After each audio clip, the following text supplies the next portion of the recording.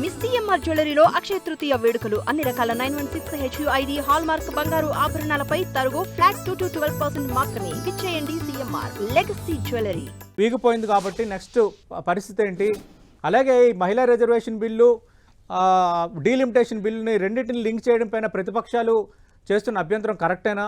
మూడోది, డీలిమిటేషన్కి సంబంధించి అటు కాంగ్రెస్ పార్టీ కానీ మిగతా పార్టీలు లేవనెత్తుతున్న అభ్యంతరాలు ప్రధానంగా జనాభా ప్రాతిపదికన కాదు, స్పెసిఫిక్గా జీడిపి జిఎస్టిపి ఆధారంగా తీసుకోవాలని వస్తున్న ప్రతిపాదనలు, వీటన్నిటిలో ఉన్న సహేతుకత ఎంత? వీటికి సంబంధించి ఇండిటేట్లుగా మనం మాట్లాడబోతున్నాం. ఈరోజు జరిగిన పరిణామాలు, అలాగే డీలిమిటేషను, మహిళా రిజర్వేషన్ బిల్లుకు అనుకూలంగా ఉన్న 131 రాజ్యాంగ సవరణ బిల్లు వీగిపోయింది కాబట్టి ఇప్పుడు పరిస్థితి ఏంటి? వీటన్నిటికి సంబంధించి మాట్లాడడానికి మనతో పాటు ఉన్నారు లోక్సత్తా వ్యవస్థాపక అధ్యక్షులు, మాజీ ఐఏఎస్ అధికారి, అలాగే సామాజిక రాజకీయ విశ్లేషకులు జయప్రకాష్ నారాయణ గారు. జయప్రకాష్ నారాయణ గారు నమస్తే సార్.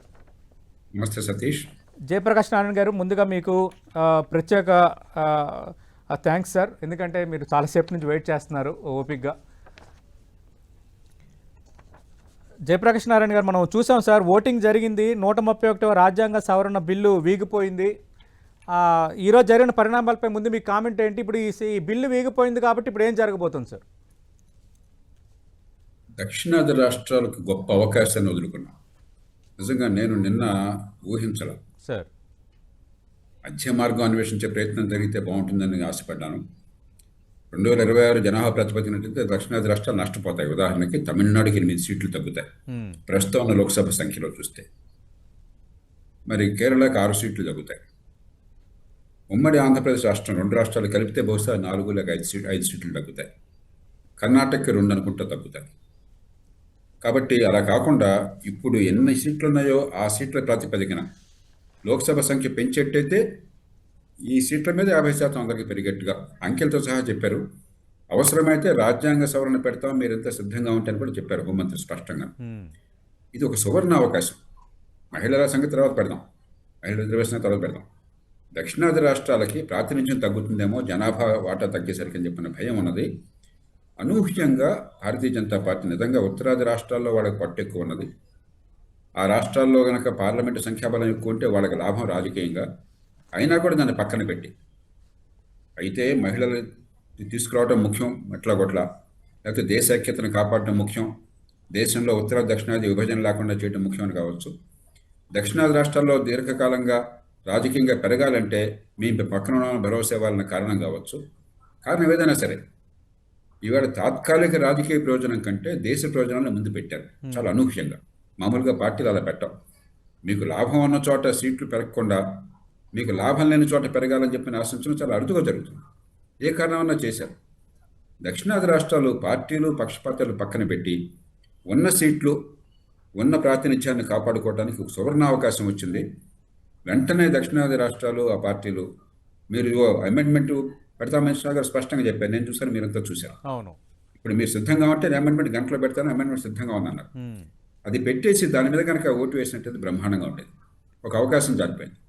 ఇక రేపొద్దున ఏమవుతుందో చూద్దాం. రేపంటే రేపని కాదు, రేపు కానీ వచ్చే నెలల్లో కానీ మళ్ళీ అవకాశం వస్తుందా? దక్షిణాది రాష్ట్రాలు ప్రాతినిధ్యం కోల్పోకుండా ప్రస్తుతం ఉన్నటువంటి శాతమే కొనసాగే అవకాశం వస్తుంది లేదని చెప్పి మనం చూడాలి.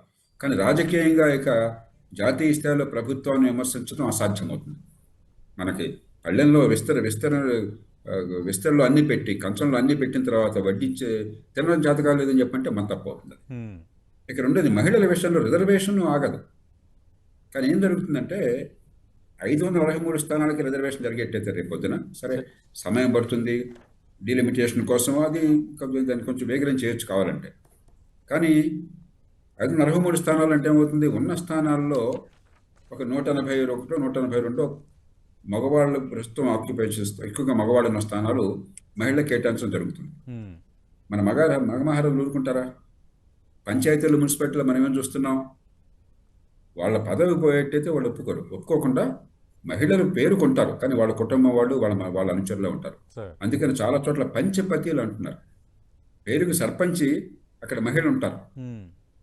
కొన్ని సందర్భాలు మున్సిపల్ చైర్పర్సన్ మహిళలు ఉంటారు. కొందరు మహిళలు సొంతంగా రాణించుతున్నారు. కానీ చాలా చోట్ల మహిళలకు ఆ శక్తి ఉన్నా కూడా ఆ కుటుంబంలో మగవాళ్ళు పెత్తనం చేస్తారు. రేపొద్దున ప్రాక్సీలు వచ్చే అవకాశం ఉంటుంది. అలా కాకుండా సంఖ్య పెంచినట్టయితే అధికారంలో పదవుల్లో ఉన్న వాళ్ళు ఎమ్మెల్యేలు కానీ ఎంపీలు కానీ వాళ్ళ సీట్లు పోవు. సీట్ల సంఖ్య పెరుగుతుంది కాబట్టి, అదనంగా వచ్చే సీట్లు కాబట్టి కాస్త ఎక్కువ నిజంగా సామర్థ్యం ఉన్నటువంటి మహిళలు, నాయకత్వ లక్షణాల మహిళలు వచ్చే అవకాశం పెరుగుతుంది. ఆ మేర కొంచెం ఇబ్బంది జరుగుతుంది. కానీ మహిళల రిజర్వేషన్ ఆగదు. రాజ్యాంగంలో ఇప్పటికే 106వ సవరణ జరిగింది కాబట్టి. కానీ దక్షిణాది రాష్ట్రాలకి జనాభా ప్రాతినిధ్యం 84వ సవరణ తీసుకురావడంలో కీలక పాత్ర వహించింది నేను అన్నాడు.